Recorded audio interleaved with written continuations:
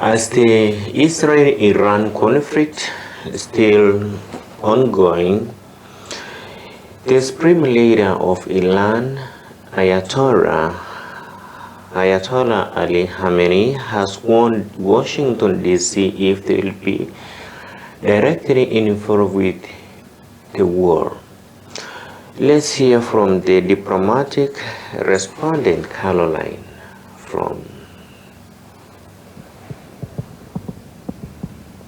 For a sixth straight night, Israel kept up its unprecedented assault on Iran.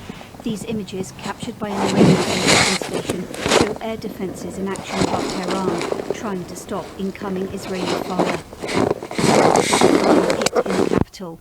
We don't know the exact target, but Israel says that overnight it hit a university linked to Iran's powerful Revolutionary Guards, as well as facilities linked to its missile and nuclear program. These satellite images show a military base in Tabriz in the northwest of the country, here before and here after it was struck. Donald Trump, who left a meeting of G7 leaders early, has called for Iran's unconditional surrender and is reported to be considering joining Israel's strikes on its nuclear facilities. He's described the country's supreme leader as an easy target. Now, a defiant response from Ayatollah Ali Khamenei, his words read out by a presenter on state-run TV. Iranians, he said, are not people who surrender, and any form of US military intervention would be met with what he called irreparable harm. For civilians in Tehran, these are terrifying times. Shops shut, quiet streets. Many people are holed up at home, hiding, we're told, in basements and garages. Many others have already fled the capital, among them Narges Mohammadi, winner of the Nobel Peace Prize, who spent many years in Iran's jails. I witnessed horrendous attacks. They're hitting infrastructure, a lot of civilian deaths. We have a misogynist theocracy in Iran, with the supreme leader Ali Khamenei on the top, who took us to hell whilst promising heaven. And at the same time now, Netanyahu is also taking us to hell. Iran is still firing at Israel, but not at the same rate as before. Overnight, missiles were intercepted over Tel Aviv. Some limited damage reported, but no more casualties. In Cyprus, 2 repatriation flights were laid on to bring Israelis stranded abroad back home. Nobody knows how long the war will go on for, how it might escalate or end. And so many Iranians and foreign nationals are escaping Iran if they can, this the border with Pakistan. But many others are trapped where they are, everyone afraid of what could come next. Caroline Hawley, BBC News. Well, in a moment, we'll speak with our Middle East correspondent Hugo Bichega, who's in Jerusalem this lunchtime. But first to our North America correspondent in Washington, Nomia Iqbal. And Nomia, the war of words is ramping up. Here we are on day 6. But what exactly do we know about America's intentions? How far will they go? Well, the world is waiting to see what President Trump will do next. We've not had any reaction from the White House so far. There's been no flurry of social media posts from him like we saw yesterday, although that could happen at any moment.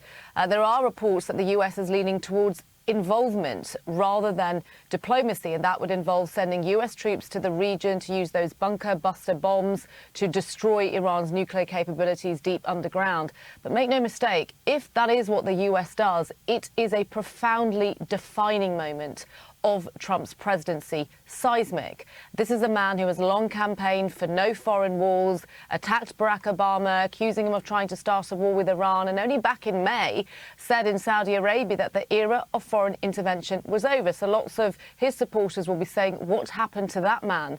Could there be regime change? Well, Donald Trump also said yesterday, threatened to potentially kill the supreme leader. So we just don't know what could happen next. And bear in mind, if the US does get involved, how could Iran react to it? Again, we don't know, and it could put the US in a very, very dangerous moment. Nomia, thank you. Well, let's get the picture then from Jerusalem. Our correspondent Hugo Bichega is there. On the ground, Hugo, how will these words have been received, and what's the latest on the conflict from that perspective?